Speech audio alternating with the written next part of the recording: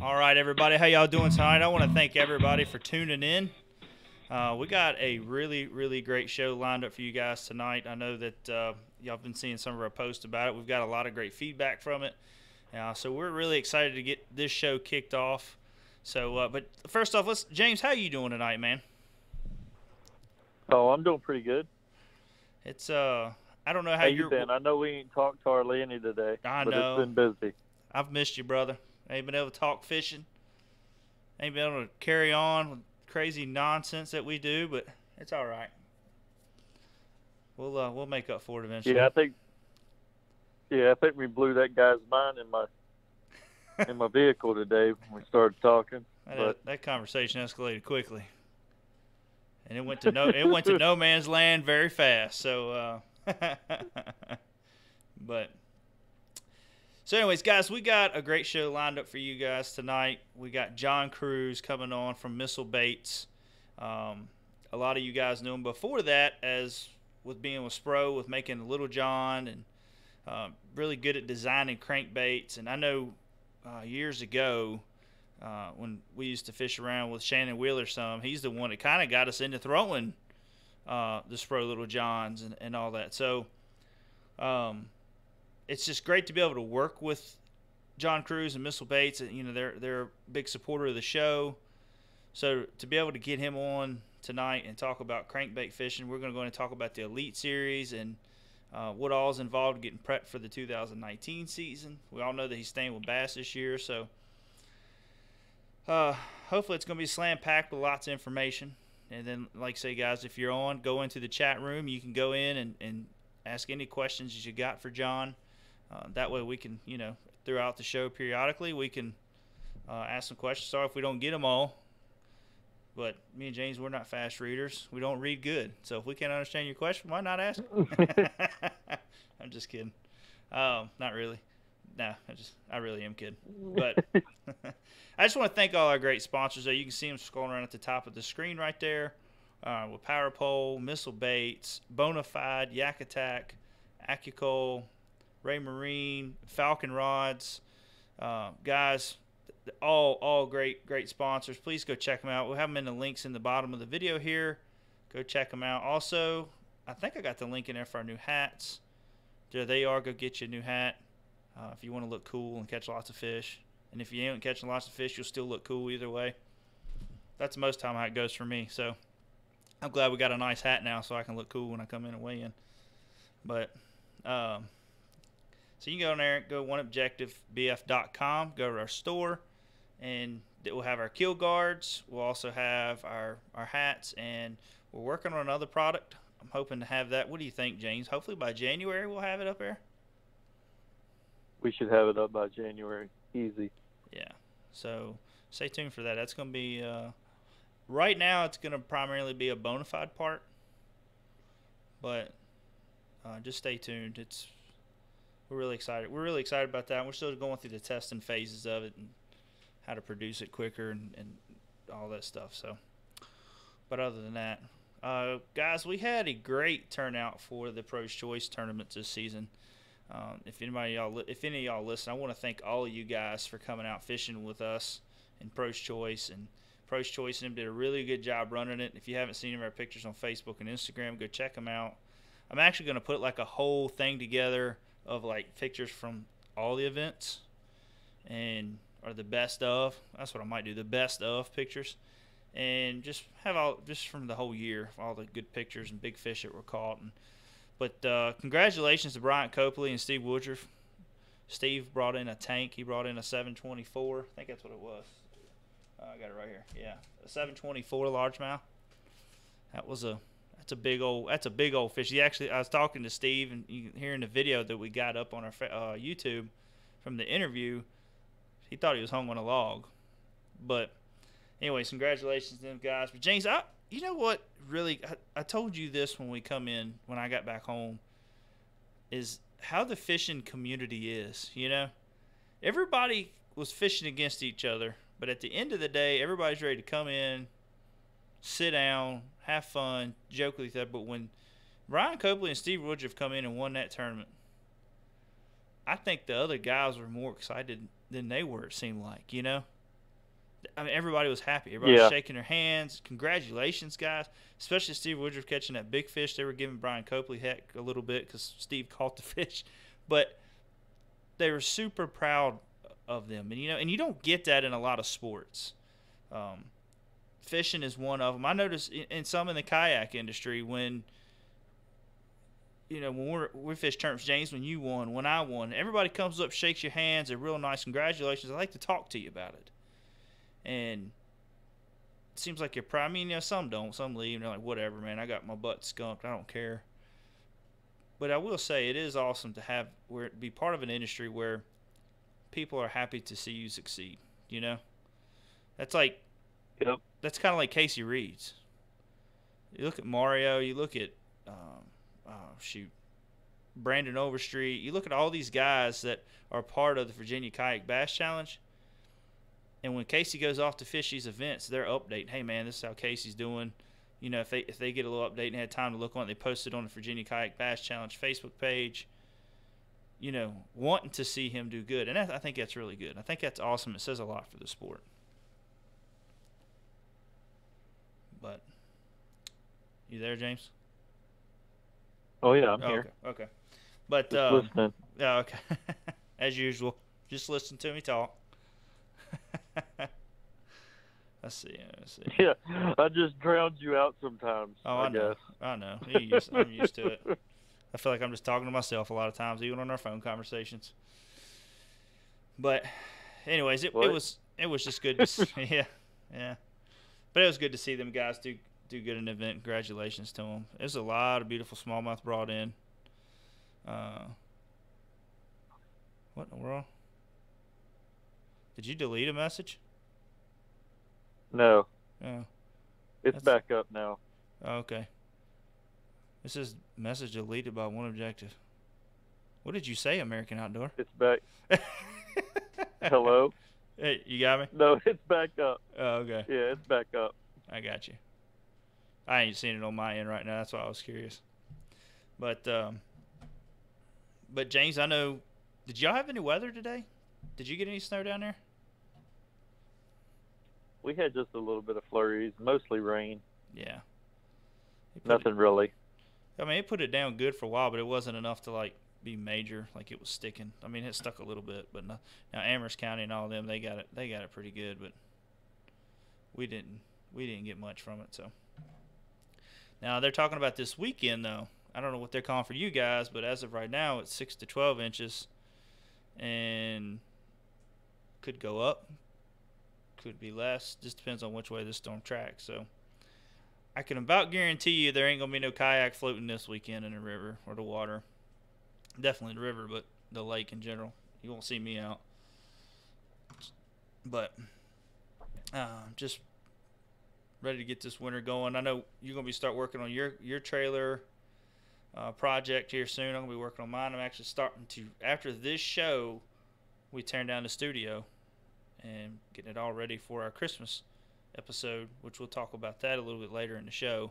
So everybody stay tuned. Don't get off just yet when John Cruz gets off, because it's going to be very important if you want to win some of these prize packs. Because we got stuff in already from Yak Attack, Bonafide, Falcon rods. We got 2 nice Cara rods from Falcon. So, I mean, they're $200 rods, guys. So make sure that you get in on that.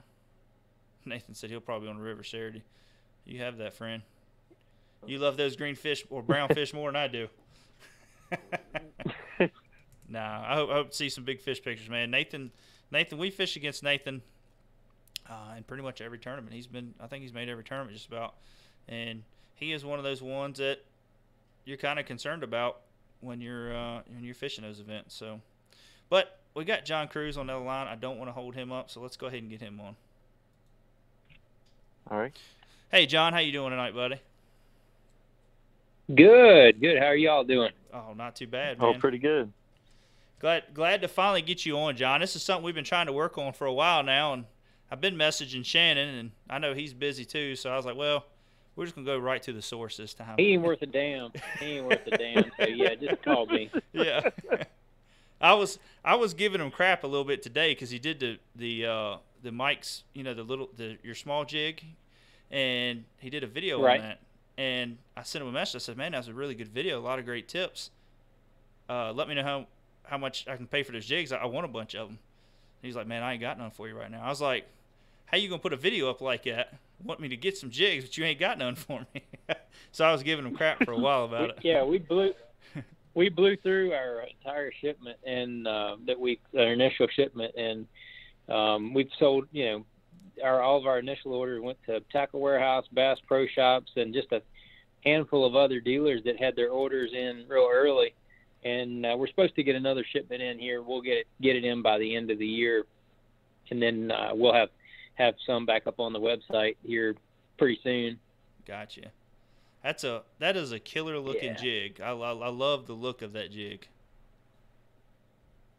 Yeah, the response has been great. I know that there's been a bunch of fish caught on it already. We caught a bunch of fish on that thing in testing this spring and this summer, and I think it's really gonna kind of open up a new class of jig in that little micro jig category. And a lot of the guys that have embraced the Ned rig and some of the other newer finesse techniques, man, they're going to jump all over this deal. And guys that fish certain scenarios, I mean, all the smallmouth river guys, man, you got to work that micro jig into your arsenal. It just flat out catches them. Yeah, that's what me and James when that come out. We were trying to get some for which one was it? Was it Shenandoah, James? I think it was. We were trying to get some, and Shenandoah. Wasn't able to get none at the time. He was gonna send us some heads just to so we could use our own skirts to make up. But but we just wasn't able to get them at the time. Things kind of changed up with our schedule and getting there. So I was like, man.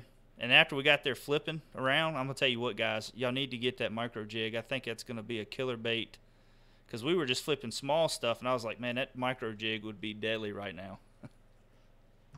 Yeah, it comes through cover real good, So if you're fishing a Ned rig or something like that on those river smallies, and you're staying hung up, that little micro jig, it comes with 2 optional weed guards. It's 2 jigs in a pack for $5.99, and then it's got the 2 optional weed guards, so you can either put them in or not.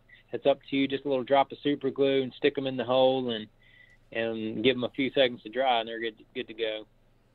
Oh, that's awesome there. That is pretty cool. So, but John, you're getting ready for the 2019 season. I've seen your post on Instagram. You're getting your Bass Cat ready. Tell us a little bit what's been going on with that, and how much more you got left to have your boat completely ready for the season.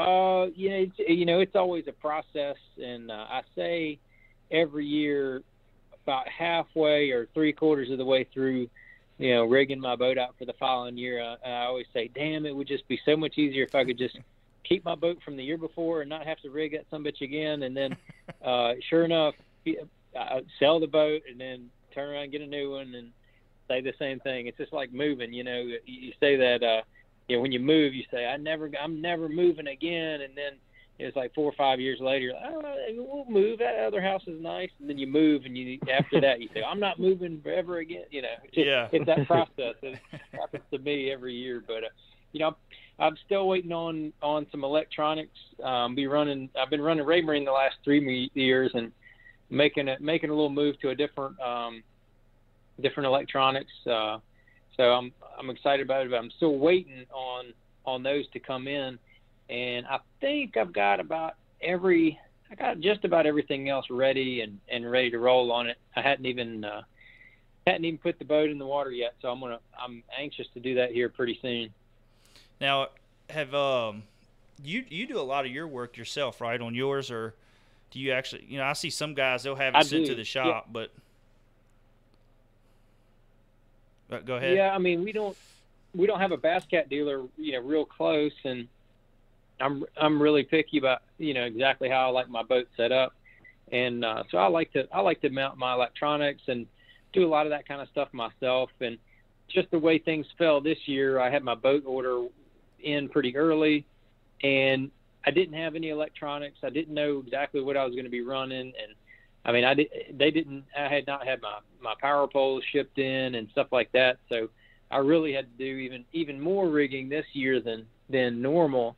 But it's not been too bad. Everything is. I only ran into one little glitch that caused me to waste about 8 hours of time or 6 hours of time maybe. But other than that, it's been going pretty good. Now, when it comes to getting ready for the season, now I know y'all have looked at the schedule. When you start doing your tackle prep for the year and your baits and all that, which we know you're under a missile bait, so you're kind of got any bait at your disposal there on that side. But how do you start prepping your season? Do you start looking at the lakes and say, I need to stock up on this, or do you kind of just stock up the same old baits that you use every year, and then you just kind of get new stuff as you get to each lake? Or you definitely need to be kind of zeroed in for the particular lakes that you're going to. And I find that if you haven't been somewhere, I have a tendency, I think most guys have a tendency to get all these various ideas in their head about, well, hell, maybe a Ned rig or maybe a swim bait or maybe a Carolina rig or maybe a this or maybe a that. And if it's a little something out of the ordinary, you know what, I heard big swim baits work there or something, you end up buying a whole bunch of crap and you don't use hardly any of it usually. But if it's somewhere that you've been, I've been to the St. Johns River at least 5 times, I think maybe 6 times. And I feel like I know the place pretty well. I know the time of year pretty well. So no matter what the river is doing, whether we have a big cold front or, where it's hot, I think I'll be ready for that. It won't be too complicated either. And then, we go straight from there to Lake Lanier, which is a deep spotted bass fishery. I have been there that time of year before, so I have an idea of kind of the stuff to try and the things I'm going to be looking to do.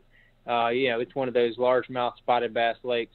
You've got both in it, and so I'm kind of got a few ideas already there. But I'll definitely have to buy a little bit more tackle. That lake fish is somewhat similar to Hartwell, which I fished last year and year before, I think, or at least the year before. So familiar with those kind of lakes. That's kind of how it is for me. If I've been there, I kind of know a little bit more about what I want to do when I get there. If not, you end up buying a whole bunch of crap and then end up fishing the same stuff you usually fish anyway. So you one of them guys that have like your truck packed full of just like I seen a video one time, I think it was Aaron Martin's, or I can't remember who it was. It just the amount of tackle that they had in there, it just looked like, how in the world do you even find anything? I mean, is yours kind of organized in your truck, or do you just kind of just like say bring what you need? Or I'm pretty organized. Aaron's out of control with his tackle, and he stays up to. He does tackles for hours every night. I mean, he likes it, obviously, but at the same time, I think you can confuse yourself more than you help yourself at times for most anglers. Seems to work for him, but I stay. I've got a moderate amount of tackle I travel with. I don't get too wild and crazy with it. I don't. If it's big swim baits or something crazy is all the fad, I don't go buy a whole crap load of them because I'm not into the fads. I'm pretty versatile, and I keep a pretty versatile tackle assortment. So I feel like I'm pretty ready to go at deep clear lakes or shallow muddy water lakes or whatever it is in between. Yeah.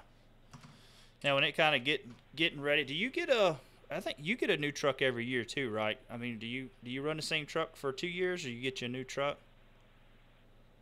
I turn them over every other year. Yeah, that seems to me to make the most sense, from a dollar perspective. And I'm on my 4th Tundra in a row. Yeah, I love that one you got right now. That one is an awesome looking truck. Just to set up everything. I appreciate it. It is the best riding. It is the best riding one I've ever had. I got a 4-inch lift, but it's a long travel suspension. It's imported. It's you bought from a company out west that runs they run those trucks off road like around Havasu and those areas. So that's what it's made for Baja type stuff. And man, it just rides fantastic on the highway. I can run over speed bumps at, without the boat. I can run over speed bumps at 20 miles an hour, and you can barely even feel them. You just kind of hear them.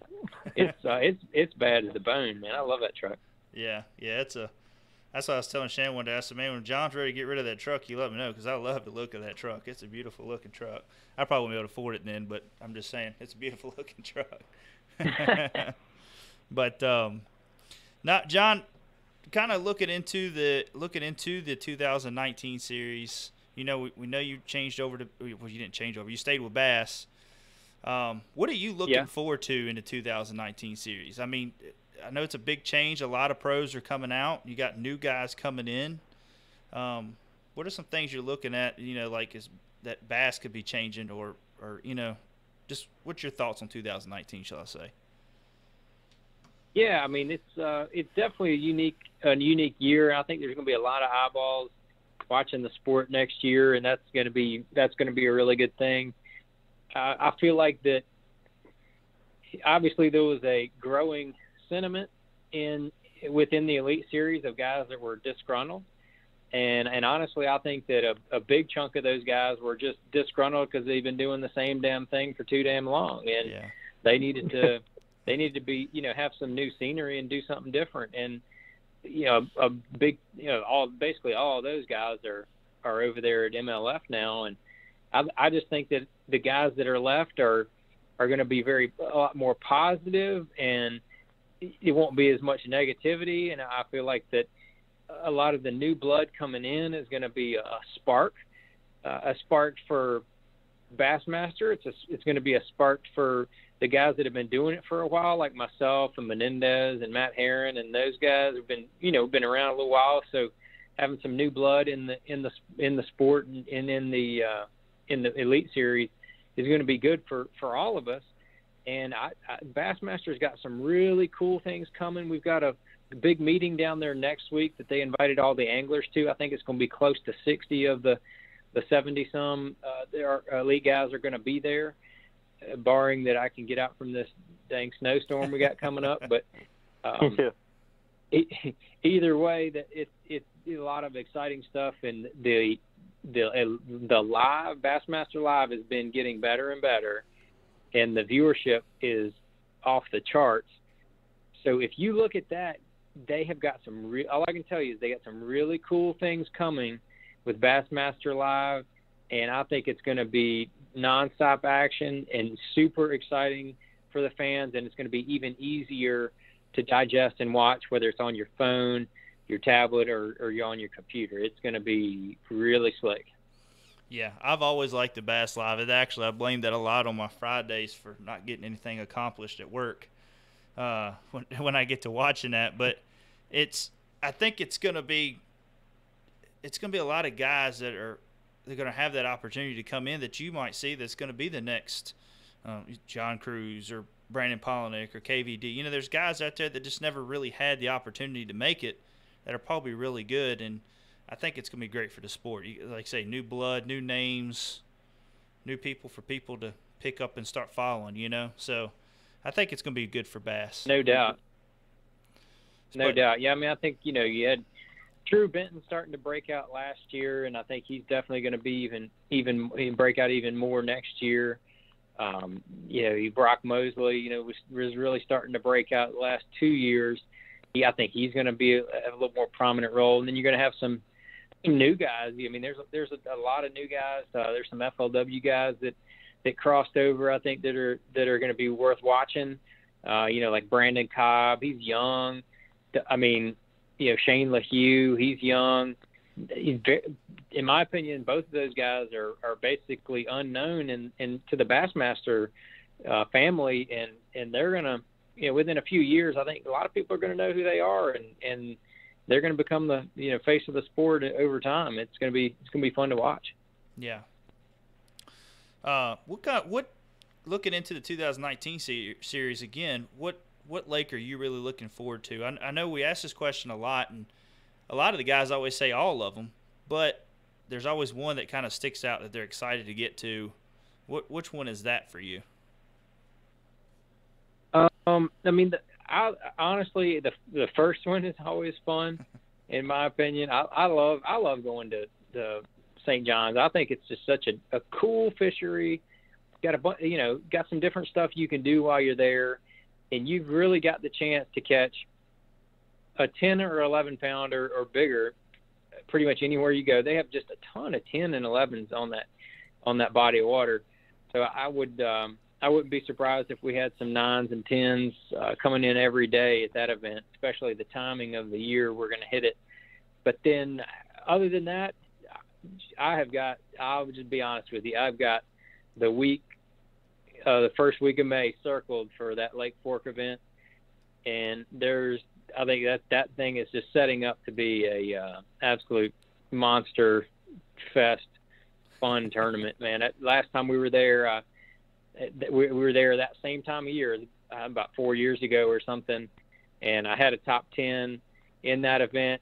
Man, just caught a ton of big fish. I think I caught 4 or 5 fish over 8 pounds in that tournament. They were all 8-pounders, a couple 7s and some 6s, and man, it is bad to the bone. I can't wait to go back there. Well, you fish a lake like that, and then you come back and you fish from that lake or wherever, and you're like, man, what have I got myself into? Man, I can tell, for as many big ones as I caught, they are not everywhere. I promise you that. And in order to catch them big ones, you kind of have to have the stars line up just right and kind of be able to acknowledge what's going on. For example, I'll tell you, I was fishing and I had gone for about an hour and a half or something without a bite, and the wind started blowing like all total hell, and I was trying to fish offshore, and I said, you know what, I'm gonna go with it. So I kind of went around this point, and the wind was blowing all the way across this bay against this one bank, and there was a string of like 3 or 4 docks. I said, well, I know there's gonna be some big fish around them docks, and the wind's blowing right on them. So I took a big old glide bait, and I started working down the bank, and I threw it by one of those docks. I worked that glide bait out, and I told my judge, I said, I think a big one's behind it because I see a big black shadow. And I twitched it one more time, and about that time, all I saw was a big flash of a mouth, and he came up and ate it. And it was a 7 something, came out there and ate it. And that was just one. I just recognized that I had not caught one like that the whole tournament. But you just got to be able to recognize when those situations pop up and those big ones get a little vulnerable there. Yeah, I tell you what, that's I've never caught I've caught 7. I've caught a couple 7-pounders. I've never caught anything bigger than that. And to be able to watch, we fished when we went to Conroe, and I was able to ride with Ott Defoe, and he caught that 9-pounder. And I've never seen such a big dark green object come out of a bush and grab a popper like that. It was the wildest, and to watch him, how he kept his composure as it was coming to the bait, was just mind-blowing. I couldn't imagine, getting into stuff like that all the time, man, like you guys do. But it's a pretty amazing thing to watch. But it's funny, we'll go a couple years. I'll go 2 or 3 years, and I will not catch a fish over 6 pounds, and then 1 year I'll catch 15 fish over 6 pounds in 1 year. It's just odd how, the schedule lines up with what have you. That's right. Just the right place, right time, and get on them perfect lakes at the right time. So that's right. I got one more question for you, and then I'm going to turn you over to James to do our in-depth segment. But do you ever see the Elite Series coming back to Smith anytime soon? Yeah, I know that Smith Mountain has bid on events recently, and it's funny you asked because just last week, the general manager of Bass sent me a text and asked me a question specifically about Smith Mountain Lake. So I know that it's still on the radar. I think they're just trying to fit it into the schedule and make the budget work and all that kind of stuff. So I know I think it's just a matter of time before they come back So of course I was trying to steer him to when I think I could do the best. But no, I was trying to steer him to when I think that the lake would show out the best and guys would catch the most fish. I mean you guys know any time from March to June would be a good time to be there. Yeah, a cold weather event, man, would be awesome because you see what a lot of local guys, we've been running a tournament series up here this last 2 months, and it's always guys bringing in some big bags of fish, and if you could get them, there in March, about mid-March, something like that, man, I think you'd see some really, really big bags of fish brought in. That lake is starting to really show itself. So, but James, I'll turn you over into the in-depth side of crankbait fishing, and I'll get some information out of him on that, bud. All right. How you doing, John? Good. I know Josh. He likes to run his mouth a lot. Yeah, I'm a mic hog. so I was going to go on into just a little bit about crankbait fishing. What's some of the stuff you do to break down water when you cranking? I know a lot of people use crankbaits, when you're practicing and stuff like that to locate fish. How do you do that? Like, well, if you're, you kind of have to figure out where you want to break it down, and kind of go by time of year. You want to make sure that you're cranking in areas that are the most conducive for crankbait fishing. What I mean when I say the most conducive is crankbaits seem to do better in areas that have some stain in the water. If you've got clear water and stained water, they tend to do better in that stained water. They also tend to do better in areas that either funnel the fish or funnel current and fish as well, which might mean you're focusing on areas of the lake to where upper ends of the lake that kind of funnel that current down and get those fish positioned to where you can kind of see them. And those upper ends of the lake also could have that stained water that you're looking for. And if you don't have that stained water, you might be looking for the conditions to help you, whether it's wind or overcast skies. And the wind can definitely be your friend crankbait fishing as well. So those are a couple factors. Also, I've seen times when the shady side of pockets is the only place you can get a bite cranking, and then on the sunny side you can't get a bite. And I've seen it vice versa. So you can't write off the sunny side and you can't write off the shady side. You kind of have to start fishing and then see where they are. I mean, I think more times than not they're probably on that shady side, but at the same time I have caught some really good fish on the sunny side. You just kind of have to keep those factors and all the variables in your mind as you're fishing, and use that crankbait as that search tool to get that bite. And once you get that bite, you can try to start duplicating that in more places, whether it is shady banks, the very backs of the pockets, secondary points, or primary points, or bluff style banks, or transition banks where it goes from bluff to flatter bank. Those kind of places, you're going to look to see where you get bit, to see if it was on one of those types of places that you can duplicate. Now, this would just be towards Smith Mountain Lake. Is it harder to pattern at Smith than most other lakes that you go to for crankbait fishing? I wouldn't say that. The thing about Smith Mountain a lot of times is you'll get conditions that are just right for it, for cranking. Let's say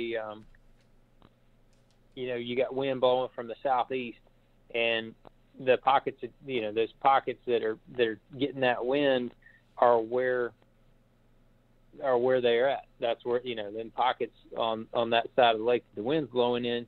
You can run 3 or 4 of those and get bitten every one. Well, the next day that you go out, the wind's blowing not out of the southeast, it's blowing out of the southwest, and you go back in the same pockets and they're not in there. Well, they're just not active because the wind changed. Not the fish Yeah. just didn't quit. I mean, something else changed. And I have seen that, you know, any clear water lake, those fish get really fickle based on the conditions. And it may be wind direction, it may be overcast versus sun, or sun versus overcast. It could be something along those lines that positions the fish or the bait fish. And, you know, one day you have real good luck, and then the next day or the next week, I mean, you can't buy one in there because they're not set up right for those kind of places. Yeah. How do you pick the right size crankbait if you're going to a new body of water? Like if you weren't able to get a lot of research in and stuff like that, do you just keep playing with different sizes until you figure out the size of the bait fish that they're chewing on? I think it's more related to the size of the fish, the size of the bait, as to what type of action it's gonna give you. I mean, you got a handful of different vibrations. You got the flat-sided Little John style vibration. You've got the deeper wigglewort type vibration. You got square bill, you know, Fat John type vibration. You've got shad wrap, skinny, you know, very little action, very subtle action, you know, like a speed trap kind of, or speed shad, you know, speed trap kind of deal. So you got all these different actions, and I let the action dictate where, you know, what I think the fish are doing.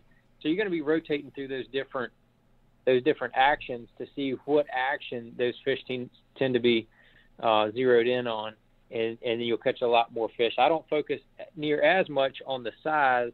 I mean, if I'm wanting to show, once I figure out kind of the action, then I might show them some different sizes. The size of the bait will kind of dictate the depth for me a little bit more than anything else. Now, which different wobbles do you use for certain times of year? Do you do it that way, or like if you're just starting to choose?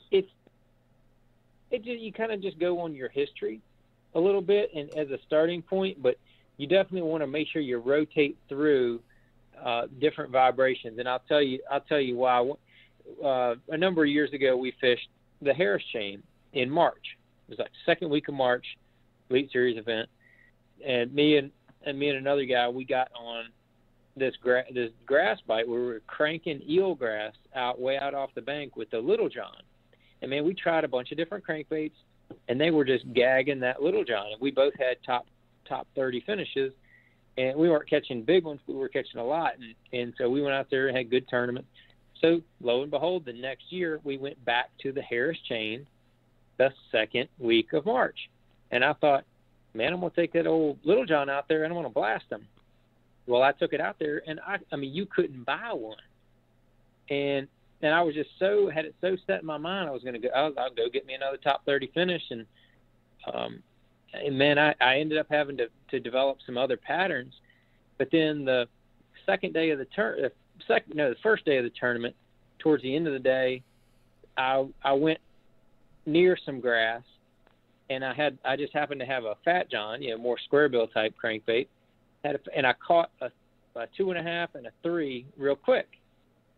And I cranked for about another 15 minutes, and I said, well, you know, I'm going to go back to this other pattern of pitching a worm around these lily pads and catch. And I ended up catching a few more fish, but nothing. I did get a check in that tournament, but then I found I believe that was a tournament that Van Dam ended up winning, and all he was doing was cranking the edge of eelgrass with the square bill.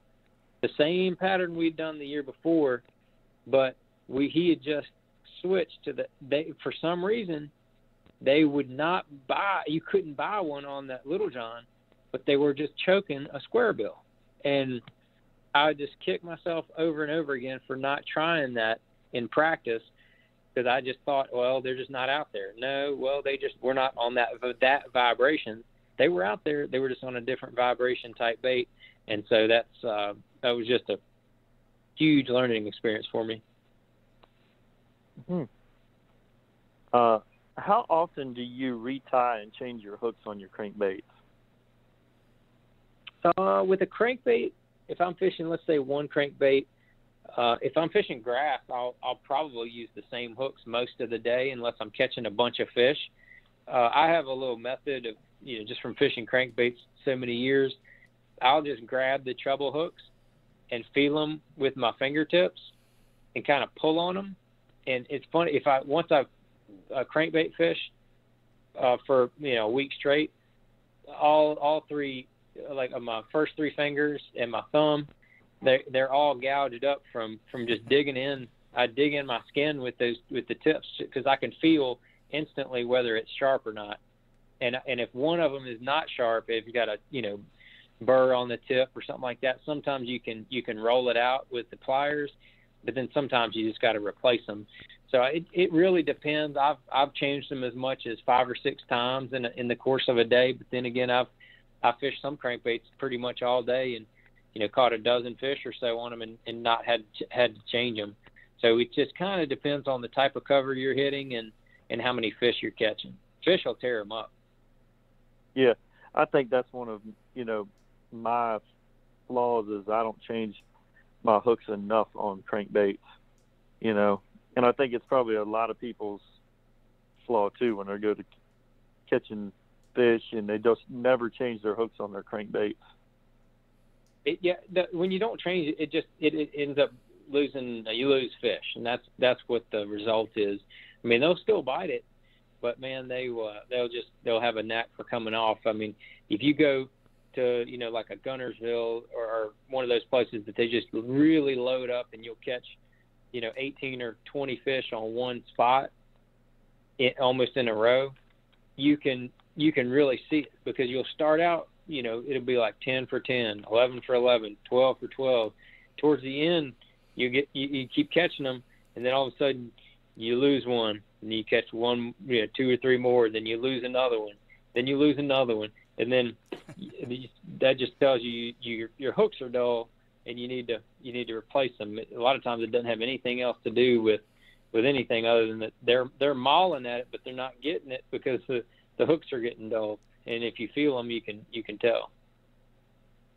Do you ever put like red hooks or anything on your crankbaits or anything like that? I've experimented with it a little bit, but the red hooks are not as sharp as I really like the Gamakatsu bronze. The bronze hooks, I think they are the sharpest. Whatever the bronze coating is, in my opinion, is not as thick as the black nickel or the red nickel. The red nickel hooks, they actually have 2 coatings on them. They're coated with a silver nickel, and then they have a red nickel coating on top of that. So I feel like that the red hooks are the dullest hooks that you can have, and then the black nickel are the next sharpest, and then those bronze ones to me are the sharpest hooks that you can get. But we put black, like on the Spro baits, we put black nickel on everything because it looks so good, and that's probably the best happy medium with as far as looks and aesthetics, and then actually being sharp. And they're really sharp. Don't get me wrong, but I just think that those bronze ones are a little bit sharper. Yeah, they're really sharp. I mean, I buried one in the top of my hand. I don't know if Shannon showed you that picture or not, but I really buried one of them dudes earlier this year in the top of my hand. Yeah, it was good. Had to go to the doctor and everything. You fought it and you lost it. Yeah. Oh man, that's so good. Yeah. No good. So, but what would be your favorite crankbait that you throw? Like, which one of your crankbaits would be your favorite? And color. It's hard to. That's really hard to say. As far as I've caught a ton of fish on the original Little John, but as far as big fish, I've caught more big. I catch a bigger average size with the Fat John, and I think it's a combination of it displaces a little bit more water, and it has got a very unique hunting action that I feel like triggers more fish and bigger fish than any other crankbait in that category because of that little darting action. And all I can tell you is if you have or get a Fat John, and you go to a swimming pool and you take any other square bill, I don't care what it is, take you any other square bill, throw you that other square bill and reel it in about 10 times in a row and just watch it every time. And then tie that Fat John on and throw it out there and you watch it. You'll see it on the very first cast, exactly what I'm talking about. It has just I call it an alive swimming action when it just kind of hunts as it's wobbling down through there. And I've caught, you wouldn't believe the number of 4-pounders I've caught on that damn thing. It really is kind of crazy. Over the years. And it's one, and I probably, and honestly, in the last year or so, I probably have not thrown it as much as I should. So I'm glad we're talking about it. I'm going to make sure one of them suckers stays tied on the front of my deck going into next year. I just got to ask one more question. Have you ever thought about putting a pig color on any of your other crankbaits besides the original Little John? Well, that's like my favorite color. I had the people at Spro. I had one of the gentlemen in a headlock, and almost had him committed to doing pig pin across the whole line. And then one of the other people tagged into the ring and got him out of the headlock. So I couldn't convince him to do it, but. It's one of those I'd like to see it expanded to other baits, but sales are right in the middle of the pack with the Little Johns on that pig pin color, and it's just not quite in the high enough bracket to where they're looking to. They keep wanting to do all new colors, and we got a few new colors coming out in the spring, and when you see them things, man, you are going to be you'll be all in. The homemade shad, man, I'm telling you right now, that's gonna. I caught a bunch of fish on it last year in a couple of the baits. It's gonna be a go-to color for me when I'm wanting that shad type color. It's called homemade shad, so just be on the lookout for it. It'll be out in the spring sometime. Awesome. Right on. Yeah, I love all the little. Pretty much all I throw is Spro crankbaits. I love the citrus shad one too. But those two are probably my favorite. That's a good one. Yeah, I mean, if you had homemade shad, citrus shad, you'd probably be pretty good to go. I'll tell you, in the Fat John, I've probably caught as many on the nasty shad for some reason. I mean, I've throw them all. That nasty shad and the chartreuse blackback, those two are my go-tos. If the water's real dirty, I'll go to that. The chartreuse blackback. If it's a little bit cleaner but still dirty, I'll go to the nasty shad. And if it's a little clearer than I'd like, I'll throw the spooky nasty. It's got that blue hue to it, and it's kind of translucent. I've had some smoking days on that color right there. Well, I love all the crankbait. Just we've got a question from one of our listeners right now, Nathan Green. He's asking, what is your favorite reel and rod, your favorite all-purpose reel and rod for cranking? I'd probably just go with the Cashin square bill rod that I designed for him. That's the actual name of it. It's called the square bill rod. It's a 7-foot medium heavy action, but it's very parabolic. I mean, it bends throughout the entire rod, but it's got a lot of power to it. So that's why they put that medium heavy label on it. And to me, it is the perfect square bill crankbait rod out there. And you can throw, wiggle warts and rock crawlers on it as well. It does good for that. You can throw Little Johns on it. If I'm throwing a Little John, I like a little softer action, but you can definitely, and I've caught plenty of fish on the original Little John or the MD with that square bill rod. So that's probably the one. And you can even throw the Little John XL, that big 70, bigger 3/4 ounce bait. You can throw that on there as well, and it'd be good for lipless crankbaits. That'd be my choice, no doubt. When it comes to, got two more questions for you. When it comes to your deep diving crankbaits and your shallow crankbaits, when it comes to line, how do you adjust for your shallow into your deep diving? That's a good question. Anything less than 10 feet basically is what I consider shallow cranking. Anything deeper than, about 8 or 10 feet is deep cranking to me. Before they came out with this, with one of the most recent lines, all I would crank with is Sunline FC Sniper. And if you wanted to, that is a fantastic way to go, because it's a very supple line. It's a small diameter line. It's very durable. It's just a really good casting line. Casting distance is a big part of crankbait fishing, and Sunline FC Sniper is probably the main go-to. But I tell you, they came out with, they as in Sunline came out with this Crank FC. And the big difference between the Crank FC is that it has a touch more stretch, but it also has the P-ion coating, which it's basically coated with this plasma treatment on the line. It's not like a spray-on or wax or any of that crap. It is actually a changing of the molecular structure of the outside of the line to where it does not retain any water.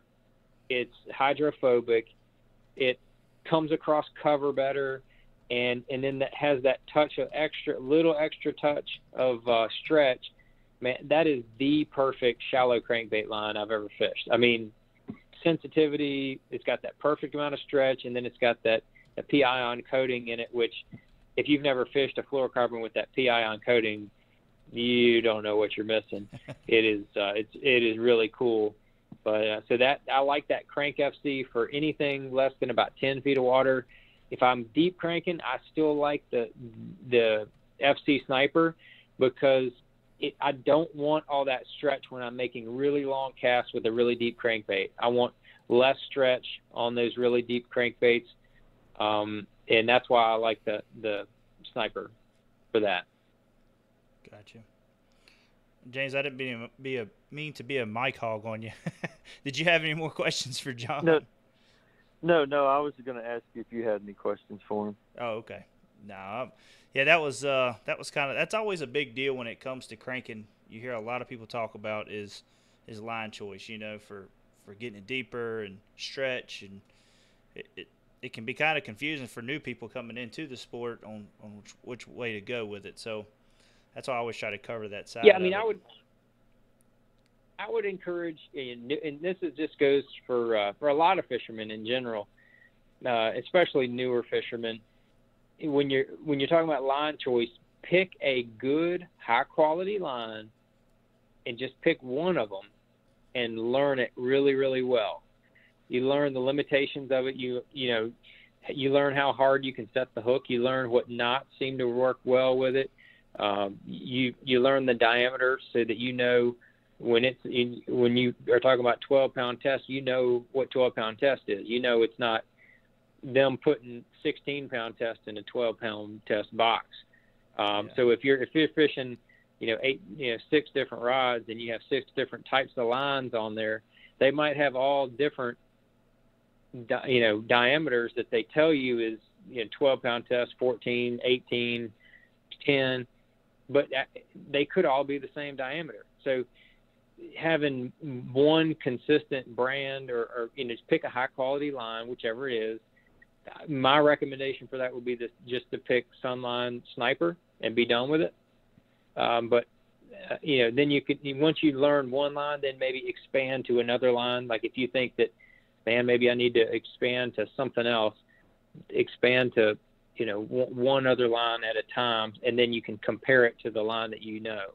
And that, I think that's the biggest thing for people to get a hold of when you talk about fishing line. Yeah. Well, John, I don't have no more questions for you on cranking side. You've given out a whole lot of information. This is a show we've been trying to get going for a while, was in cranking. So, yeah, just really enjoyed having you on.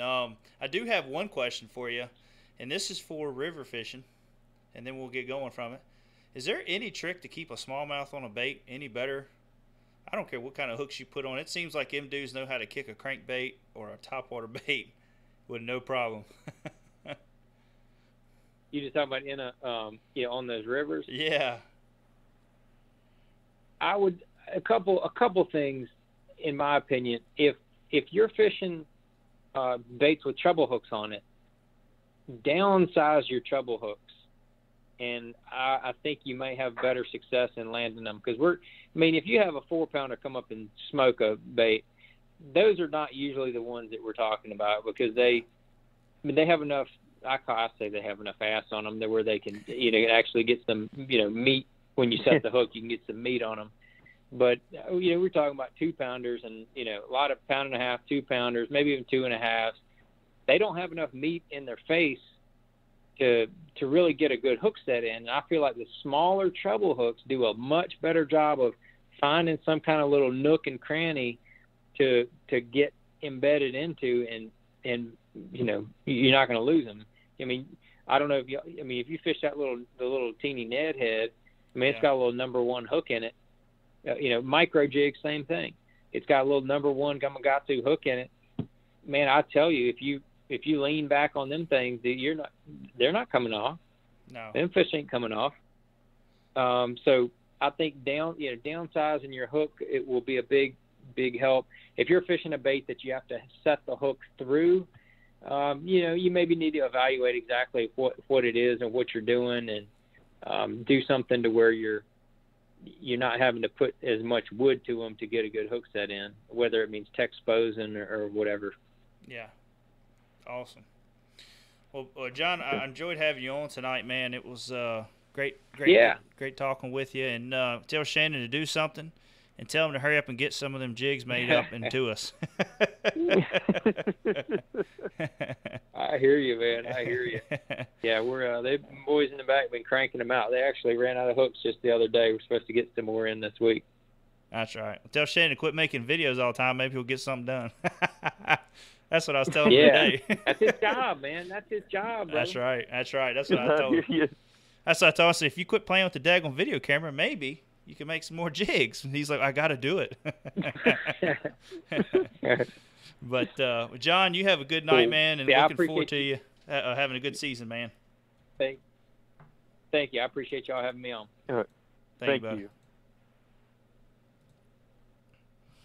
All right, that was a good interview. It was that's a show that we have been trying to get going for a good while.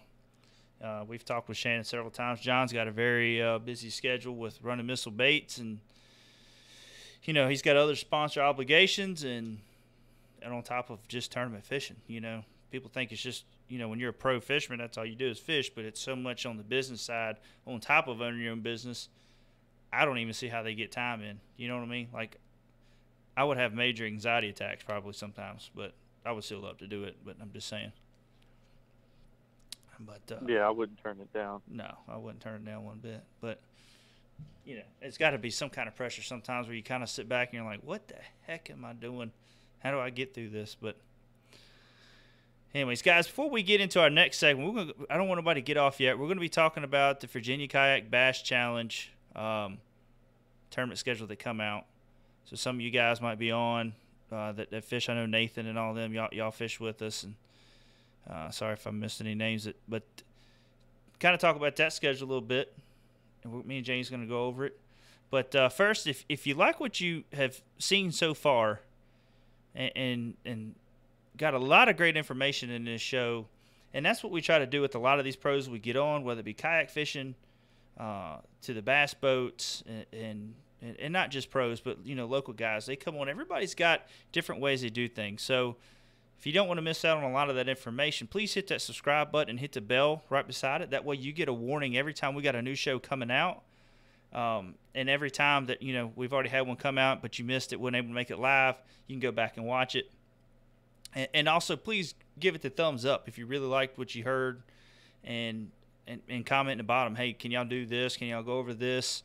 We like to hear that kind of feedback so we can plan other shows. We try to plan these things to what's going on in the fishing at the time, but as we're getting into wintertime, it's a little bit harder Our next show might be on jigging spoons, which actually actually we did that last week, but it wasn't just through the winter. But that was kind of a surprise on how that show went with jigging spoons. But anyways, hit that like button. It helps us get our videos up, ranked a little bit better. If we get some more likes and more people can see them, so we get more people coming to these shows and heck, getting some more information from the guys in the chat room, and get some great questions from them. So, and like I say, please share the video if you can. So, let's kind of get on to the schedule here. Let me pull it up real quick. I don't know if you got it pulled up, James. I really didn't discuss it with you. That was going to be going over it too much. It's probably like, okay. But let me get it. There we go. Virginia Kayak Bass Challenge. Scrolling down. Here we go. All right. So, Casey come out with the 2019 schedule.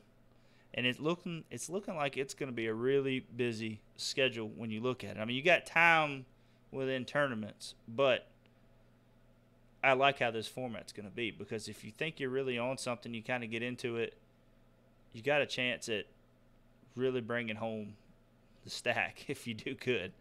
Because if you look at it, you got Lake Anna and a KBF trail, so you're able to enter both events. Then you go down to Bugs Island here, and you got the CKA KBF Open, plus you got Casey's event. There's 3 events right there. If you got the cash to put in it, that you could really come home with a good amount of money. And I know we don't just do this for the money, but it helps with the expense costs, and we're traveling and get paying entry fees for the rest of the year. So we all just want to win so we can say we're the best that day.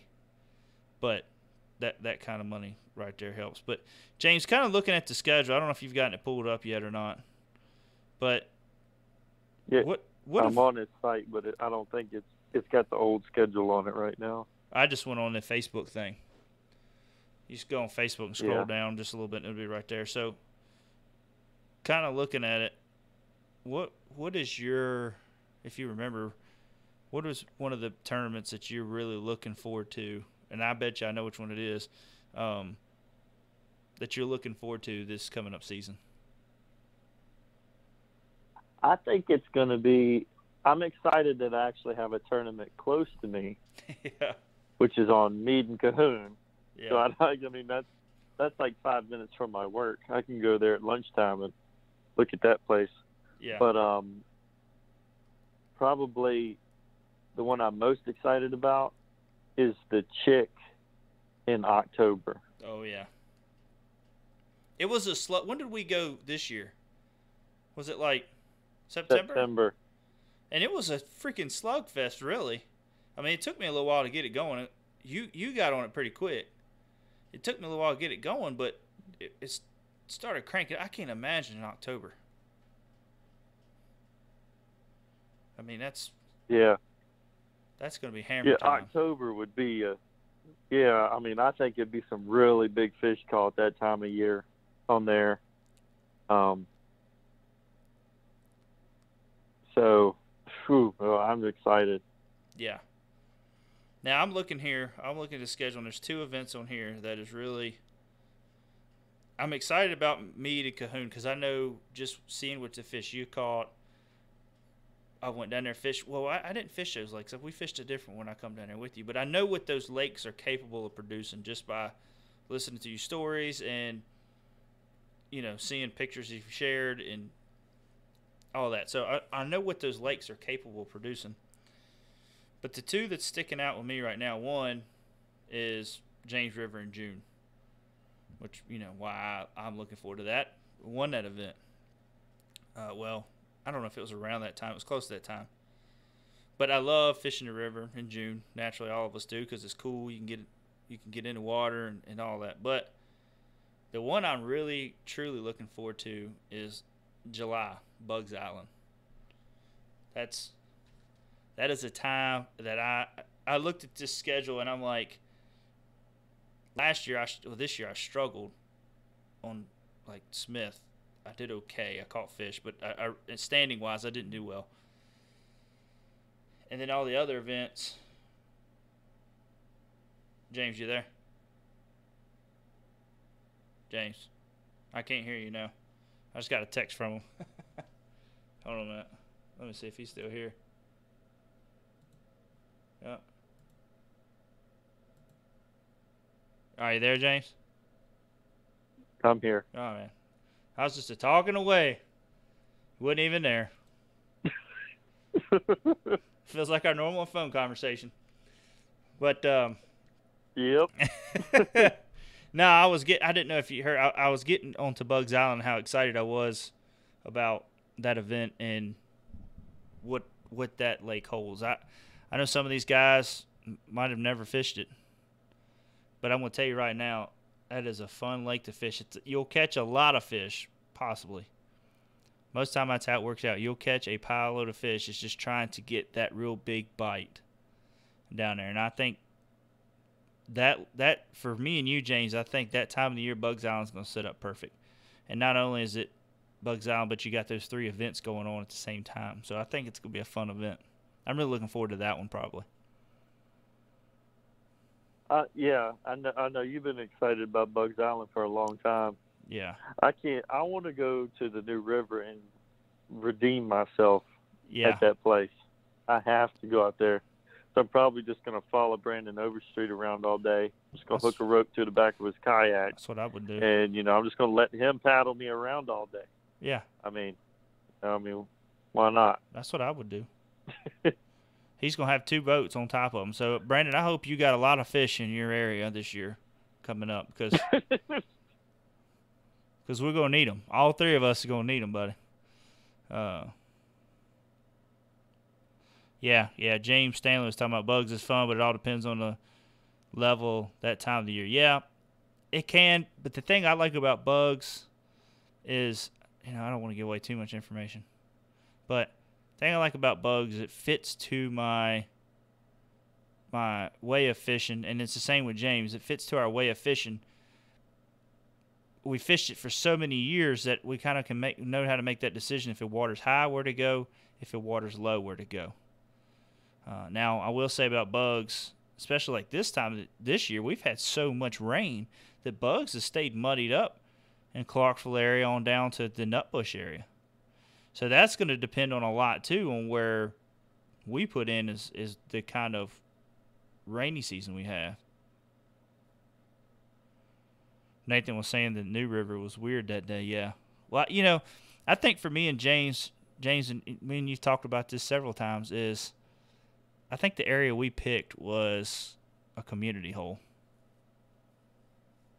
Yeah, we didn't think it was. And then we fished, when we were doing our research, it didn't look like it was a place that many people would even dare to fish. Yeah, I mean, it was but class. Then when we got there, yeah, it was a rough day. Yeah. I mean, we caught some fish, but all in all, for all the work that we put in, yeah, we beat the hell out of ourselves. I mean, literally beat the hell out of ourselves fishing that day. I mean, we're pulling kayaks. Because, see, look, this is how we fish. We like to go to the hardest place that no one wants to dare attempt. We look at a body of water, and we're like, who the heck is going to try to get that? We are. We're going to try to go.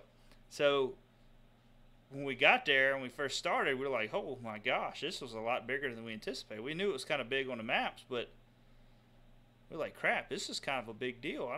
So anyway, we worked our way around and up. What do you call them, waterfalls? Would they be considered waterfalls? Well, I would say it's a change in from the top of the fall to the bottom of the fall was what, 10 feet or better? You talking about from maybe the top of the rapids maybe it's 15 to the very bottom? To the very, where we put in at to when we got up to that top pool. Yeah, it was a good difference. It was probably more than 10. Yeah, because we were looking at across and you couldn't even see the bottom. It might have been 20 feet, but it was stair steps for, what, a quarter of a mile? Yeah. So it just kind of tiered itself up like steps. But, oh, my goodness. Yeah, we pulled up. We got up to one fall, and James picked the front end. He climbed up it. We picked it up, and then I picked the back end up a little bit, and then that's what we did. We started going up over these falls, and every time, we finally got up to this one little island right there, and I think you caught the first one, and then I switched over just to a grub real quick. I'm like, dude, I'm gonna bang out a quick limit here with small ones, and then we'll just shoot for the big ones. And you kind of held off for a little while. You didn't go to that grub for a while, but we finally, I think, well, you still didn't finish out your limit, but you had 4 fish though, right? I can't even remember. I tried to erase that day from my memory. That's a tough day. You can't erase those, man, because you got to learn from your mistakes. But and me too, because I had 5 fish for what, 40 inches, something like that. No, had to be a little more than that. It had to be like it was 50 something inches. That. Yeah, but it was still pretty sad. It was embarrassing putting little 10-inch fish on the board, but you hear all these stories about the new river, and I'm like, dude, I'm pumped. I'm ready to go. And then it turned out like that. I was like, oh, man, this ain't good. So, anyways, looking forward to that event. That'll be a good event. We know we got to do a little more research and look at some more things before we go just put in somewhere on that river. But, yeah. I'm trying to go back to that. I don't know how I got off of it, but. So Bugs Island for me, Cahoon, Meade Cahoon for you, Chickahominy. Lake Anna, I don't know. I don't know if I'm looking. Lake Anna in the spring I like. Back in the bass boat days, me and Alan's done pretty decent on Lake Anna. But a couple top 5 finishes there. So I'm looking forward to Lake Anna. The only difference is I can't get around like I used to on that boat. So kind of picking the right area to fish. The last spot we picked for the Classic, I think was loaded with fish, but it was too much bait fish in there, so it just wasn't a good event. But Shenandoah, I'm looking to redeem myself on that one as well. I mean, I didn't have a bad tournament. We had a good spot, but I went into that event primarily on smallmouth when I should have looked around me, and when you started catching largemouth on practice, I should have started making changes then, saying, hey, I need to set up more for a largemouth bite than I was on a smallmouth bite, because we just wasn't catching big smallmouth at all. So no, I mean, we had a couple decent smallmouth on, but the largemouth bite was very good in the Shenandoah, and that's a really good river. It's just surprising, though. You go in and you're like, man, this is going to set up like it just looks heavenly for smallmouth, The wading of the river was easy. It wasn't that hard. During practice, when we did more wading during practice than we did during tournament. But it was a fun event. I'm looking forward to getting back on some of these waters. I'm just really looking forward to getting back with all the guys and fishing with these guys and all that. It was a fun event, and looking forward to that. Let's go to one more thing here. We'll kind of get off of this a little bit. James, you got any more to add to that before I go any further? No, sir. Our giveaway time is over. I got his name written down right here, so if you are listening, it was Josh Booth that won our monthly giveaway for our YouTube contest. So any of you guys know him, get him a message. I'm going to get him another one here in a minute after the show is over, and so he can win that. But so now we're going to be setting up for our Christmas giveaway. Now, you guys heard me earlier talking about going to start tearing the studio down after this show. So tomorrow night I'm probably going to start ripping things off the walls in here, getting things ready, because I plan on getting James up here. We plan on doing a full-out talk show style, like me and him here sitting on the love couch. Hope to have a love couch by then, James. What do you think about that? Ooh. Yeah. I don't know about it. But you're gonna know all about it. But oh boy. Plan on having a big show for the Christmas show. So we got, like I said earlier, before John Cruz come on, we got Falcon Rods. They sent some two nice Cara rods. If you don't know anything about Falcon rods, you haven't go look them up. There's a link in the bottom. Their Falcon Cara rods are their top of the line rods. They're great rods. Love their rods. Me and James have been throwing Bukus and Caras and some lowriders, and the Cara is a top of the line rod. I love my Bukus. They're great rods too for certain techniques and whatnot. But like I said, the Cara is a good rod. Then we got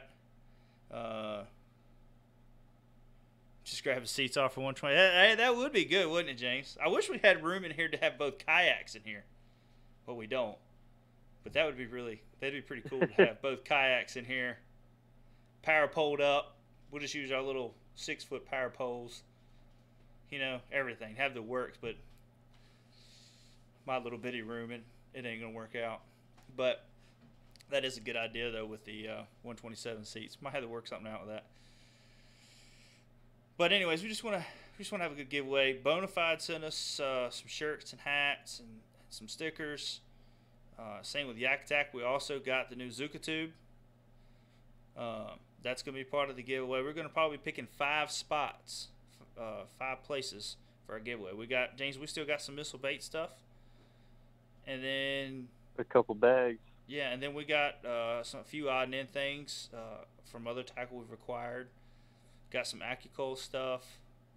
So we're going to have a little bit of everything in our Christmas giveaway. And I'm trying to actually hit up a couple more sponsors, see if we can get them involved with a few things. So stay tuned for that. But it's going to be all on our YouTube channel, our YouTube show that day. So tell everybody. We're trying to get everybody that is going to be in the comments. It's going to be some kind of, what did I say earlier, James? Like a trivia questions. You know what I mean? About our show or about fishing in general. And whoever gets the answer right first will win the prize pack. So I plan on having Chris here to let him run the show while me and James are just talking. It's going to be fun, James. We're going to have you in-house doing the show. So. Yep. And that's, I don't know what date that's going to be because we got to work out when, you come up for family and stuff like that. So we got to work around those. That's actually this week. That's actually this weekend, but I'll come up another weekend. Yeah, I was going to say, I ain't going to be ready for that one. So y'all coming up this weekend? Yeah. I actually will be up there Friday. Man, y'all better get out of here Saturday night, buddy. I'm telling you, they call for all that snow coming in Sunday morning. And then I'm not going to be around. Yeah. You better bring my Christmas present. I ain't bringing you nothing. What? Present will be me. Yeah, my present will be me, I guess, on your love seat. Keep it clean. You know, it's funny. Don't start with me. Yeah, I'll say this one little story real quick before we let everybody go.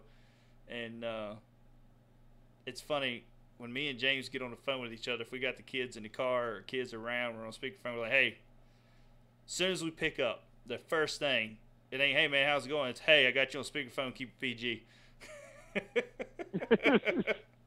I think it's just so funny, man, when we do that because we know you don't know what's about to come out your buddy's mouth when you answer that phone. So, but anyways, guys, that's all we got to talk about this week. I'm working on have our video up hopefully by tomorrow night, and if not, it'll be ready by Friday morning. But have that up, and then we'll work through and try to get things ready for our next show for next Wednesday. We plan on doing all our shows on Wednesdays. Last week was different just for some time scheduling with Cody. So, but hey, please go. If you ain't listened to our shows, go back, listen to our shows. We got some great shows with some really good guests with lots of great information on different techniques.